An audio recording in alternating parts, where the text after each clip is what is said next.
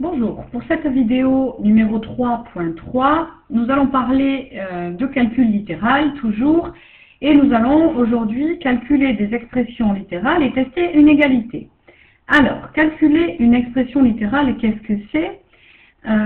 Donc, on nous donne une valeur, donc calculer des expressions littérales pour une valeur donnée à la lettre revient à remplacer la lettre par cette valeur et calculer l'expression numérique obtenue. Donc ici, le mot important, c'est que lorsqu'on nous demande de calculer une expression littérale, nous allons devoir remplacer la lettre dans l'expression par une valeur numérique. Donc ici, par exemple, nous allons calculer la valeur de grand M pour y égale 10.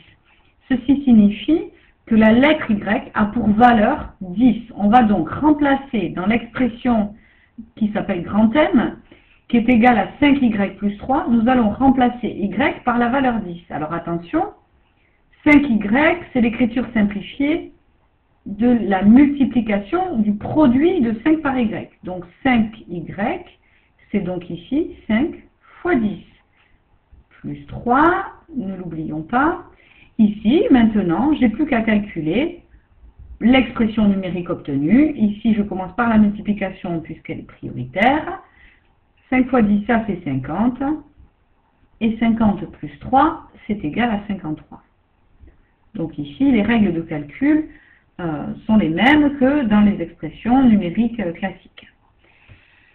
Pour tester les égalités, donc il faut d'abord savoir que connaître un petit peu cette propriété qui dit que deux expressions littérales sont égales si elles donnent le même résultat pour toutes les valeurs attribuées aux lettres. Et donc, tester une égalité revient à vérifier si cette égalité est vraie ou fausse pour les valeurs numériques que l'on nous donne. Alors, avec un exemple, vous y verrez sûrement plus clair. Ici, on me demande de tester l'égalité suivante pour a égale 0 ou a égale 1,5. J'ai donc ici une égalité, 9 moins 6a égale 12 moins 8a. Cette égalité est-elle vraie pour a égale 0? Donc, commençons par attribuer la valeur 0 à la lettre A. Donc si A égale 0, je vais prendre d'une part le premier membre de l'égalité, c'est-à-dire 9 moins 6A. Et je vais calculer cette expression pour A égale 0.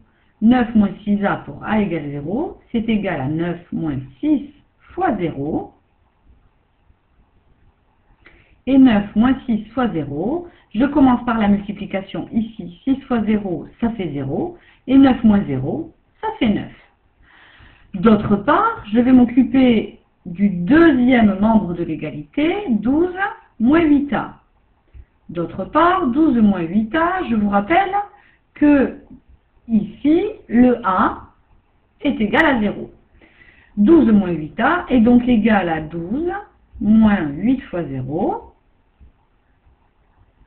Et 12 moins 8 fois 0, c'est donc 12 moins 0, puisque 8 fois 0 est égal à 0, ce qui nous donne 12. J'ai donc une égalité, d'un côté, d'une part, qui est égale à 9, d'autre part, qui est égale à 12. Je peux donc conclure que l'égalité est fausse pour a égale 0. Enfin, je vais tester cette égalité pour a égale 1,5. Donc, lorsque a, je vais l'écrire quand même ici en haut pour bien préciser que je prends cette valeur, pour a égale 1,5, d'une part, j'ai 9 moins 6a, le premier membre de l'égalité, qui est égal à 9 moins 6 multiplié par 1,5. 9 moins 6 multiplié par 1,5 est égal à 9 moins 9. C'est donc égal à 0. D'autre part, 12 moins 8a, excusez-moi, 12 moins 8a est donc égal à 12 moins 8 multiplié par 1,5, puisque ici, notre lettre petit a est égale à 1,5. 12 moins 8 fois 1,5, c'est égal à 12 moins 12. c'est donc égal à 0. Ici, les deux membres de l'égalité sont égaux pour A égale 1,5. Donc je peux conclure que pour la valeur A égale 1,5, l'égalité est vraie. Voici deux exemples de tests d'égalité pour des valeurs données aux lettres. Ce chapitre est terminé. Merci de bien vouloir répondre au questionnaire que j'ai mis à la suite de cette vidéo et n'hésitez pas à poser des questions si quelque chose n'a pas été compris. Au revoir.